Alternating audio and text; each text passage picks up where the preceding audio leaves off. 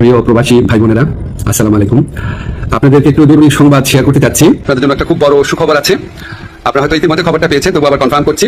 আমরা আমাদের যারা রেমিটেন্স যোদ্ধা আছে ওনাদেরকে এয়ারপোর্টে ভিআইপি সার্ভিস দিব। আমি ব্যাগ দেখে আমার গাছ দেখে আমার মাথা নষ্ট হয়ে গেছে।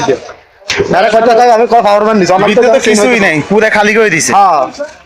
আমি একজন প্রবাসী বলছিলাম স্যার, আমরা এখনো হয়রানি শিকার হইতে আছি স্যার। তাইলে আমাদের কার্টুন লাকেজ কাটতে আছে, গলা চেইন চিনি সরি স্যার হলো তেলে গেছে স্যার। আপনারা একটা ভিডিও পাইলাম যে স্যার, আপনার একটা ভিডিও পাইলাম।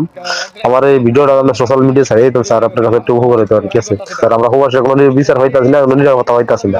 এই পরিস্থিতি করছে ভারতের ইন্ধনে বা ফ্যাসিস্টদের ইন্ধনে এই ঘটনাটা ঘটাচ্ছে।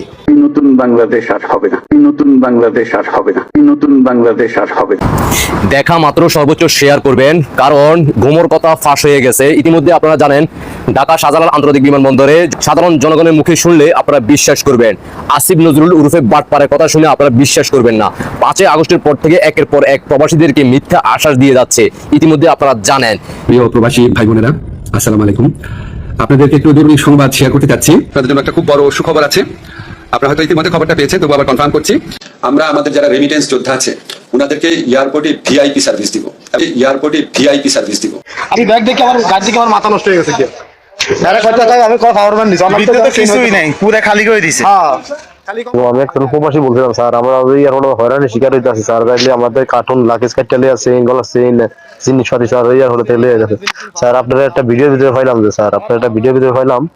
আমার এই ভিডিওটা আমরা সোশ্যাল মিডিয়া ছাড়িয়ে তো স্যার আপনার কাছে একটু উপকার হইতে পারে, ঠিক আছে স্যার? আমরা প্রবাসী কোনো বিচার হইতাছি না, কোনো নিরাপত্তা হইতাছি না।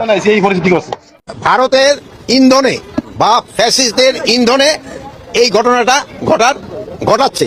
নতুন বাংলাদেশ আর হবে না, নতুন বাংলাদেশ আর হবে না, নতুন বাংলাদেশ আর হবে না। অনেকে দেখি বলে বেশ দার্শনিকের মতো একটা চেহারা করে, কোথায় সংস্কার দৃশ্যমান হচ্ছে না। এই জিনিসটা শুনে আমার এত হাসি লাগে। ফাজলামের তো সীমা থাকা দরকার।